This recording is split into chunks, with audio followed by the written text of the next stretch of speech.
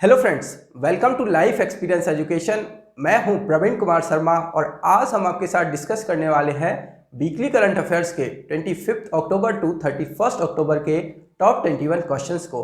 ये हमारा lecture number 20 है वीकली करंट अफेयर सीरीज का। इसके पहले 19th लेक्चर तक हम आपके साथ डिस्कस कर चुके हैं और यदि अभी तक आपने इनको नहीं देखा तो जाकर जरूर देखें। आने वाली एग्जाम्स में करंट अफेयर्स का रोल बहुत ही इंपॉर्टेंट रहता है, तो जाकर जरूर देखें, काफी हेल्पफुल रहेगा आपके लिए। तो आइए स्टार्ट करते हैं लेक्चर को बिना किसी देरी के क्वेश्चन नंबर फर्स्ट के साथ। When is world polio day celebrated, यानी कि विश्व पोलियो दिवस कब मनाया जाता है? तो ये मनाया जाता है 24 अक्टूबर को, यानी कि ए इसका हो जाएगा करेक्ट आंसर। क्यों मनाया जाता है? पोलियो टीकाकरण के बारे में जागरूकता बढ़ाने और पोलियो को खत्म करने के लिए हर बार 24 अक्टूबर को मनाया जाता है वर्ल्ड पोलियो डे। तो ए इस क्वेश्चन का हो जाएगा करेक्ट आंसर। साथ ही में हम थीम के बारे में बात करें तो इसका थीम क्या है इस बार का? A win against polio is a win for global health. क्या है? A win against polio is a win for global health. साथ ही में इस वीक के जो भी इंपॉर्टेंट डे वाले क्वेश्चन है उनको भी हम डिस्कस कर लेते हैं। क्या मनाया गया है 24 अक्टूबर को ही? यूनाइटेड नेशन डे मनाया गया है 24 अक्टूबर को। इसका फॉर्मेशन हुआ है 1945 में और पहली बार ये मनाया गया था 1948 में। तो कंफ्यूज नहीं होना है, फॉर्मेशन 1945 में हुआ है और फर्स्ट टाइम 1948 में मनाया गया था। हेडक्वार्टर के बारे में बात करें तो न्यूयॉर्क में है इसका हेडक्वार्टर, न्यूयॉर्क यूएस में, और इसके सेक्रेटरी जनरल कौन है? Antonio Guterres. साथ ही में ये 1948 में पहली बार मनाया गया था, ये तो आपने पता कर ही चुके हैं, और इसका फॉर्मेशन हुआ था 1945 में। बात करें नेक्स्ट क्वेश्चन की, विश्व विकास सूचना दिवस ये मनाया जाता है 24 अक्टूबर को ही। 24 अक्टूबर को world polio day, United nation day और साथ ही में विश्व विकास सूचना दिवस भी 24 अक्टूबर को ही मनाया जाता है। और बात करें ऑडियो विजुअल हेरिटेज के लिए विश्व दिवस, ये मनाया जाता है 27 अक्टूबर को। और अंतरराष्ट्रीय एनिमेशन डे यानी कि इंटरनेशनल एनिमेशन डे ये मनाया जाता है कब? 28 अक्टूबर को। तो ए इस क्वेश्चन का है करेक्ट आंसर। इंपॉर्टेंट डे वाले क्वेश्चंस को भी याद रखना है। नेक्स्ट क्वेश्चन की तरफ बढ़ते हैं। Which is the 190th member country to join IMF recently, यानी कि हाल ही में आईएमएफ में शामिल होने वाले 190वां सदस्य देश कौन सा है? तो 190वां सदस्य देश बना है एंडोरा। तो सी इसका हो जाएगा करेक्ट आंसर। अब बात करें आईएमएफ की, तो आईएमएफ क्या है? इंटरनेशनल मॉनेटरी फंड, और इसका फॉर्मेशन कब हुआ है? 1945 में इसका फॉर्मेशन हुआ है। और बात करें आईएमएफ के हेडक्वार्टर की, तो इसका हेडक्वार्टर है कहां पर? वाशिंगटन डीसी में। और इसके जो एमडी है वो है क्रिस्टियाना जॉर्जिवा। क्रिस्टियाना जॉर्जिवा इसकी एमडी है। तो सी इसका है करेक्ट आंसर। नेक्स्ट क्वेश्चन की तरफ बढ़ते हैं। Who has recently formed a panel to improve urban education policy, यानी कि शहरी शिक्षा नीति में सुधार के लिए हाल ही में किसने एक पैनल का गठन किया है? तो ये पैनल का गठन किसके द्वारा किया गया है? नीति आयोग के द्वारा किया गया है। तो 20 का हो जाएगा करेक्ट आंसर। अब नीति आयोग के द्वारा किया गया था तो इसके बारे में बात कर लेते हैं। इसका स्थापना कब हुआ है? 1 जनवरी 2015 में इसकी स्थापना हुई है। और इसके हेडक्वार्टर के बारे में बात करें तो इसका हेडक्वार्टर कहां पर है? न्यू दिल्ली में इसका हेडक्वार्टर है। इसके चेयरपर्सन कौन होते हैं? जो इंडिया के प्राइम मिनिस्टर होते हैं वो इसके चेयरपर्सन होते हैं। और वाइस चेयरमैन कौन है इसके? राजीव कुमार। वाइस चेयरमैन कौन है? राजीव कुमार। और इसके सीईओ के बारे में बात करें तो ये है अमिताभ कांत। अमिताभ कांत इसके हैं सीईओ। तो इतना कुछ नीति आयोग से रिलेटेड आपको याद रखना है। 20 का है करेक्ट आंसर। नेक्स्ट क्वेश्चन की तरफ बढ़ते हैं। विच railway zone of India has recently launched wax on wheels service, यानी कि भारत के किस रेलवे जोन ने हाल ही में बैक ऑन व्हील्स सेवा शुरू की है? तो ये सेवा शुरू की है नॉर्दर्न रेलवे ने, यानी कि उत्तर रेलवे ने ये सेवा शुरू की है। तो सी इसका हो जाएगा करेक्ट आंसर। अब ये सेवा है क्या? बैक्स ऑन व्हील्स है क्या?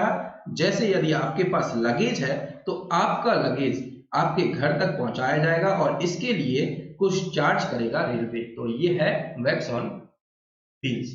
तो सी इसका हो गया करेक्ट आंसर। नेक्स्ट क्वेश्चन है, which state government has announce the new industrial policy 2020-25, यानी कि किस राज्य सरकार ने नई औद्योगिक नीति 2020-25 की घोषणा की है।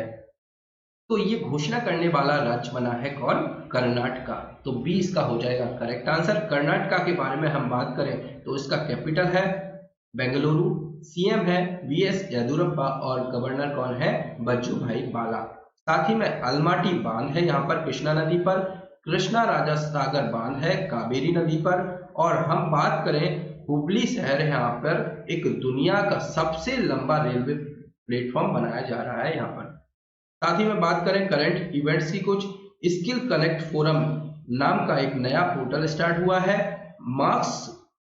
मास्क दिवस मनाया गया है यहाँ पर। मास्क दिवस मनाया गया है कब? 18 जून को बनाया गया था मास्क दिवस। तो ये भी आपको याद रखना है। और साथ ही में यहाँ के कुछ डांस फेमस कौन से हैं? डोलू, पुनीता और यक्षगन। यक्षगन फेमस है, कई बार एग्जाम पूछा गया है, और डोलू पुनीता भी यहाँ पर फेमस डांस स्टाइल है। साथ ही में नेशनल पार्क के बारे में बात करें तो बांदीपुर, नगरहोले और अंसी नेशनल पार्क फेमस है। साथ ही में बनरहट्टा और कुद्रेमुख नेशनल पार्क भी फेमस है कर्नाटका में। तो इतना कुछ कर्नाटका से रिलेटेड इंपॉर्टेंट फैक्ट्स आपको याद रखना है। बी इसका है करेक्ट आंसर। नेक्स्ट क्वेश्चन है, who has topped the list of PSUs under world best employer 2020 recently published by Forbes, यानी कि हाल ही में फोर्ब्स द्वारा प्रकाशित वर्ल्ड बेस्ट एम्प्लॉयर 2020 के तहत पीएसयू की सूची में कौन शीर्ष पर है? तो कौन शीर्ष पर रहा है इस बार? एनटीपीसी, यानी कि बी इसका हो गया करेक्ट आंसर। एनटीपीसी यानी कि नेशनल थर्मल पावर कॉर्पोरेशन, और इसका फॉर्मेशन हुआ है 1975 में। साथ ही में बात करें हेडक्वार्टर की तो हेडक्वार्टर है न्यू दिल्ली में ही, और इसके जो चेयरमैन है वो है गुरदीप सिंह। कौन है? गुरदीप सिंह इसके चेयरमैन है एनटीपीसी के। तो बी हो गया करेक्ट आंसर। नेक्स्ट क्वेश्चन की तरफ बढ़ते हैं। धम्म Chakra Pracharak Diwas is celebrated every year to commemorate the adoption of Buddhism by which leader, यानी कि धम्म चक्र प्रचारक दिवस हर साल किस नेता द्वारा बौद्ध धर्म को अपनाने के लिए मनाया जाता है? तो ये मनाया जाता है बी.आर. अम्बेडकर जी के द्वारा अपनाया गया था बौद्ध धर्म को। तो बी इस क्वेश्चन का हो जाएगा करेक्ट आंसर। बात करें ये है क्या, इमेज में आप देख सकते हैं जो बी.आर. अम्बेडकर जी हैं, इन्होंने बौद्ध धर्म को अपनाया था और इन्होंने अपनी मृत्यु के कुछ महीने पहले बौद्ध धर्म को अपना लिया था। वैसे हिंदू थे, इसलिए बौद्ध धर्म को अपनाए जाने के उपलक्ष्य में प्रत्येक वर्ष धर्म चक्र प्रवर्तन दिवस मनाया जाता है। नागपुर में अपनाया जाता है इनके द्वारा, और इसलिए नागपुर को दीक्षा भूमि कहा जाता है। नागपुर को क्या कहा जाता है? दीक्षा भूमि। दीक्षा भूमि नागपुर को कहा जाता है। तो ये भी इंपॉर्टेंट है, क्वेश्चन बन सकता है इस पर भी। साथ ही में बात करें 14 अक्टूबर 1946, कब? 1956 में ये अपनाया था, और उस टाइम 14 अक्टूबर को दशहरा था, इसलिए अभी धर्म चक्र प्रवर्तन दिवस कब मनाया जाता है? दशहरा को मनाया जाता है। और चैतन्य भूमि इनकी जो समाधि स्थल है उसको कहा जाता है, और हमने बात की दीक्षा भूमि नागपुर को कहा जाता है, चैतन्य भूमि कहा जाता है समाधि स्थल को। साथ ही में बी.आर. अम्बेडकर जयंती कब मनाई जाती है? 14 अप्रैल। 14 अप्रैल को मनाई जाती है बी.आर. अम्बेडकर जी की जयंती, और भारत रत्न भी मिला था इन्हें, और 2020 में इसके 100 साल पूरे हुए हैं। अकबर, इनका एक अखबार था मूक नायक अखबार। कौन सा अखबार था? न्यूज़पेपर कौन सा था? मूक नायक। मूक नायक न्यूज़पेपर फेमस न्यूज़पेपर था। तो इतना कुछ इनसे रिलेटेड आपको याद रखना है। 20 का है करेक्ट आंसर। नेक्स्ट क्वेश्चन है, where has prime minister Narendra Modi inaugurated the world's longest temple ropeways recently, यानी कि प्रधानमंत्री नरेंद्र मोदी ने हाल ही में दुनिया के सबसे लंबे मंदिर रोपवे का उद्घाटन कहाँ किया है? तो ये उद्घाटन किया है गुजरात में। तो 20 का हो जाएगा करेक्ट आंसर। इमेज में आप देख सकते हैं गुजरात के गिरनार की पहाड़ियों पर जूनागढ़ जिले में ये उद्घाटन किया है, और ये 130 करोड़ की लागत से इसको बनाया गया है। 130 करोड़ की लागत से बनाया गया है, और गुजरात के बारे में हम बात करें तो गांधीनगर कैपिटल है, सीएम है विजय रूपाणी और गवर्नर कौन है, आचार्य देवव्रत। साथ ही में सोलर रूफटॉप के इंस्टॉलेशन के मामले में पूरे देश में नंबर 1 पर है गुजरात, सेकंड नंबर पर कौन है, महाराष्ट्र सेकंड नंबर पर है, और पहली पुलिस है गुजरात इंडिया की जिसके पास कौन सी गन है, टेजर गन। टेजर गन यानी कि इसको ई गन भी कहा जाता है जिससे कि इलेक्ट्रिक शॉक लगता है। नल सरोवर लेक है, सरदार सरोवर डैम है गुजरात में, गिरी नेशनल पार्क है जो कि एशियाटिक लायंस के लिए फेमस है। गुजरात के जो पूर्व सीएम है केशुभाई पटेल, इनका 92 वर्ष की आयु में निधन हुआ है रिसेंट में, तो ये भी आपको याद रखना है। बी है करेक्ट आंसर। नेक्स्ट क्वेश्चन की तरफ बढ़ते हैं। Which country has announced are no mask no service policy, यानी कि किस देश ने नो मास्क नो सर्विस नीति की घोषणा की है, तो ये घोषणा करने वाला बना है बांग्लादेश, तो ए इसका है करेक्ट आंसर। तो no mask no service policy क्या है, इसमें बांग्लादेश के जितने भी गवर्नमेंट ऑफिस हैं सारे ऑफिस में नो मास्क नो पॉलिसी के नोटिस बोर्ड लगाए जाएंगे और कोई भी व्यक्ति बिना मास्क के आता है तो उसको कोई भी सर्विस नहीं दी जाएगी इस पॉलिसी के तहत। बारे में बात करें गवर्नमेंट इसके बांग्लादेश के ढाका है, इसका कैपिटल करेंसी क्या है, टका। टका इसका करेंसी है, पीएम है शेख हसीना और प्रेसिडेंट है अब्दुल्ला आमीर। साथ ही में बात करें इंडिया और बांग्लादेश की एक्सरसाइज के, तो इनके बीच होती है संप्रति एक्सरसाइज, बहुत इंपॉर्टेंट है, कई बार एग्जाम से पूछी जाती है और इस बार ये कहां पर हुई है, मेघालय में। मेघालय में इस बार हुई है संप्रति एक्सरसाइज। साथ ही में मुफ्त इंटरनेट सेवा पर प्रतिबंध लगा दिया गया है इसके द्वारा, तो ए इसका है राइट आंसर। इतना कुछ बांग्लादेश से रिलेटेड आपको याद रखना है। नेक्स्ट क्वेश्चन की तरफ बढ़ते हैं। Who was one the Portuguese grand prix 2020, यानी कि किसने पुर्तगाली ग्रैंड प्रिक्स 2020 जीता है, तो किसके द्वारा जीता गया है इस बार, लुइस हैमिल्टन के द्वारा, तो सी हो जाएगा करेक्ट आंसर। लुइस हैमिल्टन इस सीजन की इनकी कौन सी भी जीत है, 8th नंबर की ये जीत है। और बात करें टोटल अभी तक इन्होंने 92 जीत हासिल कर ली है और अब ये नंबर 1 पर आ गए हैं जीतने के मामले में, यानी कि सबसे ज्यादा जो जीत हासिल करने में नंबर 1 पर है ये लुइस हैमिल्टन। आप इमेज में इनको देख सकते हैं, सी इसका है करेक्ट आंसर। नेक्स्ट क्वेश्चन की तरफ बढ़ते हैं। Which company has topped Forbes annual list of best employers 2020, यानी कि किस कंपनी ने फोर्ब्स की सर्वश्रेष्ठ नियोक्ता 2020 की वार्षिक सूची में शीर्ष स्थान प्राप्त किया है, तो किसने किया है, सैमसंग ने इसका शीर्ष स्थान प्राप्त किया है, तो बी इसका हो जाएगा करेक्ट आंसर। सर्वश्रेष्ठ नियोक्ता यानी कि सबसे ज्यादा जॉब देने वाली कंपनी बनी है और साउथ कोरिया की कंपनी है और सबसे ज्यादा जॉब देने वाली कंपनी बनी है सैमसंग, तो बी हो जाएगा करेक्ट आंसर। नेक्स्ट क्वेश्चन की तरफ बढ़ते हैं। According to a recent report, who has emerged as the most trusted human brand in the country, यानी कि एक हालिया रिपोर्ट के अनुसार देश में सबसे विश्वसनीय मानव ब्रांड के रूप में कौन उभरा है, तो कौन उभर कर सामने आया है, अमिताभ बच्चन, यानी कि सी इसका हो जाएगा करेक्ट आंसर। नेक्स्ट क्वेश्चन की तरफ बात करें हम, Where has the 2+2 talks between India and America been held recently, यानी कि भारत और अमेरिका के बीच हाल ही में 2+2 वार्ता कहाँ आयोजित की गई है, तो ये आयोजित की गई है अभी हाल ही में न्यू दिल्ली में, तो बी इसका हो जाएगा करेक्ट आंसर। न्यू दिल्ली में आयोजित की गई है। इमेज में आप देख सकते हैं इंडिया की तरफ से कौन कौन है, भारत के रक्षा मंत्री राजनाथ सिंह और विदेश मंत्री एस जयशंकर ने पार्टिसिपेट किया है। और साथ ही में डिफेंस एक्सरसाइज के बारे में बात करें इंडिया और अमेरिका के, तो कौन कौन से फेमस डिफेंस एक्सरसाइज हैं, Vajra Prahar, Cope India, Tiger Triumph and एक का नाम तो क्या है, युद्ध अभ्यास।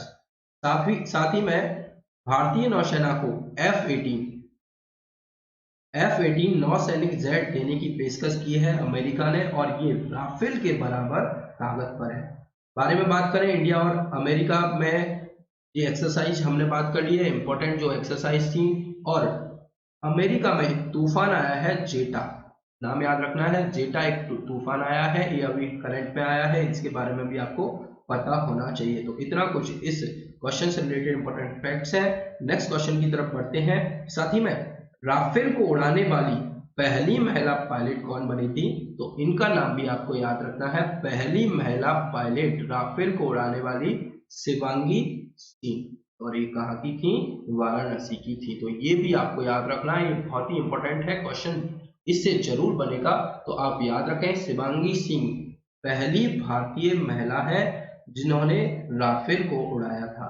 तो 20 क्वेश्चन का है करेक्ट आंसर। नेक्स्ट क्वेश्चन है, who has recently represented India in the 6th BRICS parliamentary forum, यानी कि हाल ही में 6वें ब्रिक्स संसदीय मंच में भारत का प्रतिनिधित्व किसने किया है? तो भारत का प्रतिनिधित्व किया है ओम बिरला जी ने, यानी कि 20 का हो जाएगा करेक्ट आंसर। रशिया संसद को की अध्यक्षता में हुआ है, ये रशिया की संसद की अध्यक्षता में हुआ है। और ओम बिरला कौन है? स्पीकर ऑफ लोकसभा है अभी प्रेजेंट में ओम बिरला।